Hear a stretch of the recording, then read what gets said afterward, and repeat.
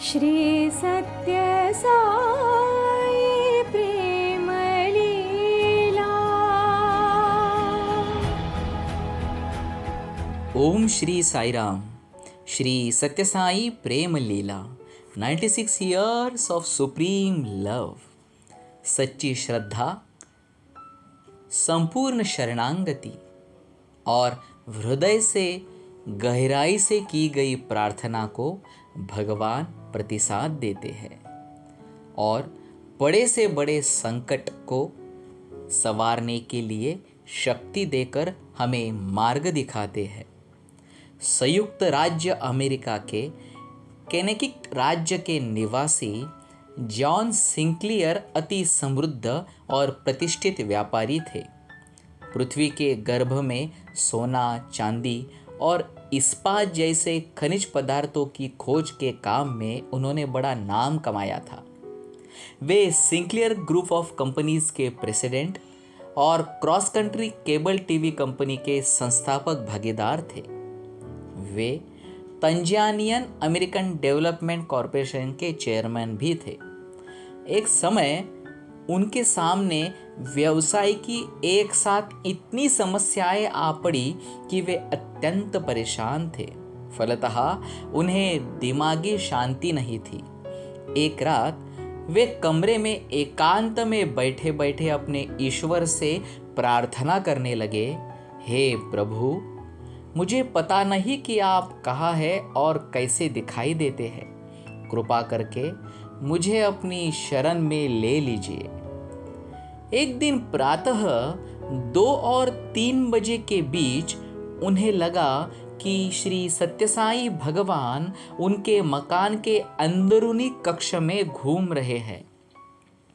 उन्होंने संयत होकर सीधे स्वामी को देखना शुरू किया तो स्वामी बिना हिले डुले खड़े हो गए। सिंक्लियर को पता नहीं था कि वे कौन हैं और किस लिए आए हैं, परंतु इतना जरूर है कि उन्हें सुख और शांति का एहसास हुआ। दूसरी रात भी उनको स्वामी के उसी तरह से दर्शन हुए। यह सपना कदापि नहीं था, बल्कि जीता जागता सच था। सिंक्लियर कहते हैं, इन असाधारण अनुभवों ने मेरी जिज्ञासा बढ़ा दी। मैं इस अजनबी आगंतुक के बारे में और जानना चाहता था। इस हेतु मैं न्यूयॉर्क के सबसे बड़े बुक स्टोर पर गया, जहां हर प्रकार की आध्यात्मिक पुस्तकें मिलती है। मैंने सेल्समैन से आगंतुक का हुलिया और उसके हाव भाव का वर्णन किया और पूछा कि क्या उसके बारे में कोई पुस्तक है। वह बोले, जरा रुकिए, मैं अभी आया। जब वह वापस लौटा तो उसने अमेरिका के मनोवैज्ञानिक सैमुअल सैंडविच की लिखी पुस्तक होली मैन एंड द सैक्रेटिस मेरे हाथों में थमा दी। वह बोला, मैं भी श्री सत्यसाई बाबा का भक्त हूँ। ऐसा कहकर उसने मुझे बाबा की विभूति का एक पैकेट भी दिया। अब मैं जान गया था कि मेरे घर आकर मुझे दर्शन देने वाले श्री सत्यसाई बाबा थे। अब वे भगवान की कृपा और प्रेम पाने के लिए आतुर रहने लगे। यह भावना बढ़ने के साथ ही बलवती भी होती गई, जिसके फलस्वरूप वे पुट्टपर्ती में प्रशांति निलय में पहुंच गए। स्वामी ने उन्हें साक्षात्कार के लिए बुलाया और कहा, मैं 2 बार तुम्हारे पास आया। सिंक्लियर अचरज में पड़ गए और स्वामी पर टकटकी लगाकर देखने लगे। स्वामी ने कहना जारी रखा, मैंने तुम्हारे लिए काफ़ी किया है और तुम्हें काफ़ी दिया भी है, फिर भी तुम्हें एक पल भी शांति नहीं है। तुम स्वामी के लिए कुछ क्यों नहीं करते हो? स्वामी के इन शब्दों को सुनते ही सिंक्लियर उन्हें कुछ भी देने को तैयार हो गए। उन्होंने कहा, स्वामी, आप आदेश दें, आपके लिए मेरा सब कुछ हाजिर है। स्वामी ने मुस्कुराते हुए कहा, तुम सदा प्रसन्न रहो, मैं तुमसे सिर्फ इतना ही चाहता हूँ। सिंक्लियर को एक बार भी अपने कानों पर विश्वास नहीं हुआ।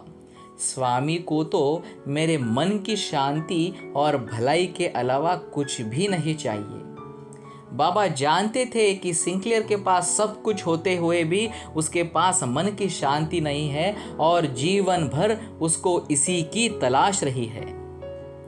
सन 1993 में गुरु पूर्णिमा के अवसर पर पूर्णचंद्र हॉल में बोलते हुए सिंक्लियर ने कहा, बचपन में जब मैं ईसाई बालक के तौर पर मेरा लालन पालन हो रहा था तो यदा कदा मुझे यह सोचकर दुख होता था कि मेरा जन्म ईसा मसीहा के पूरे 2000 साल के बाद हुआ है।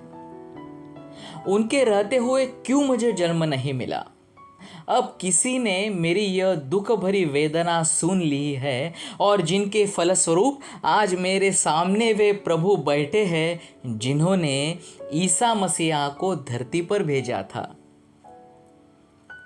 इस अवसर पर बोलते हुए जॉन सिंक्लियर ने आगे कहा, प्रशांति निलयम आने के कुछ महीने पहले मुझे अपने व्यवसाय के सिलसिले में कहीं जाना था। मैंने अपने पत्नी से कहा मैं स्वयं हेलीकॉप्टर चलाकर वहां चला जाऊंगा। मेरे पत्नी ने मना किया और कहा, व्यावसायिक मुसीबतों के कारण आजकल तुम्हारा दिमाग बहुत ज़्यादा ही परेशान रहता है। बेहतर होगा कि तुम किसी पायलट की मदद ले लो। सत्य साईं बाबा इतने भी बेकार नहीं बैठे हैं कि वे तुम्हारी बगल में बैठकर हर समय तुम्हारी रक्षा करते फिरेंगे। उन्हें सिर्फ तुम्हारी रक्षा नहीं करनी है, दुनिया में उनको बुलाने वाले लोगों की कमी नहीं है। तुम उनका बेशकीमती समय क्यों बर्बाद करते हो। मैंने गर्व से पत्नी से कहा, मैं ए श्रेणी का प्रशिक्षित पायलट हूँ। तुम नाहक मेरी वायुयान चलान की काबिलियत पर संदेह कर रही हो। चुनाचे मैं स्वयं ही हेलीकॉप्टर चलाकर ले गया। परंतु जैसे कि मेरी पत्नी का शक था, रास्ते में हेलीकॉप्टर का इंजन खराब हो गया। हेलीकॉप्टर नियंत्रण में नहीं रहा। मैं समझ गया कि अब मेरी मौत नज़दीक आ गई है। ऐसे नाजुक घड़ी में मुझे स्वामी की याद आई।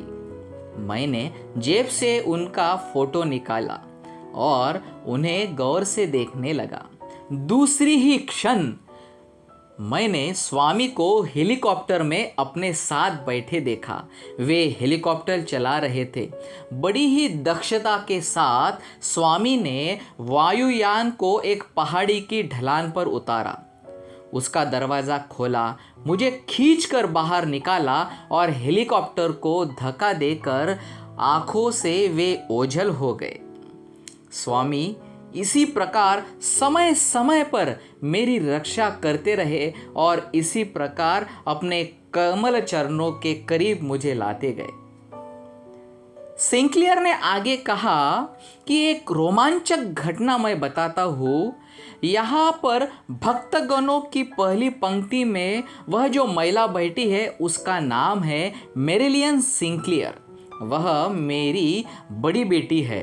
वह घोड़सवारी में कुशल है। उसने एक बढ़िया घोड़ा लिया और उसको घोड़े की प्रतियोगिता में भाग लेने के लिए ट्रेनिंग दी। एक बार वह रेस कोर्स में उस घोड़े पर बैठी और उसी घोड़े को वह दौड़ा रही थी।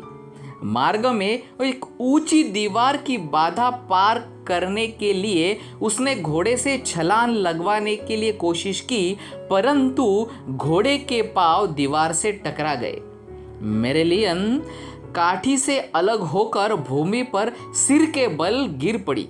इतना ही नहीं, 1800 पाउंड भारी घोड़ा भी उसके ऊपर जा गिरा।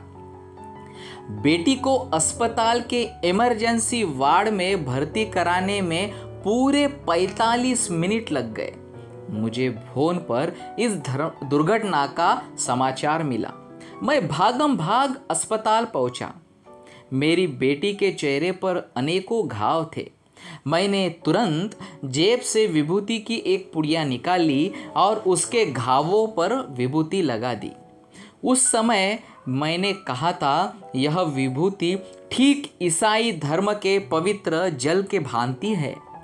उसके मुंह में मैंने थोड़ी विभूति डाली। दूसरे दिन मैं उसको देखने को गया तो मेरे बेटी के चेहरे पर के सभी घाव गायब हो गए थे। 3 महीने बाद वह पूर्णतः स्वस्थ होकर फिर से घुड़सवारी करने लगी।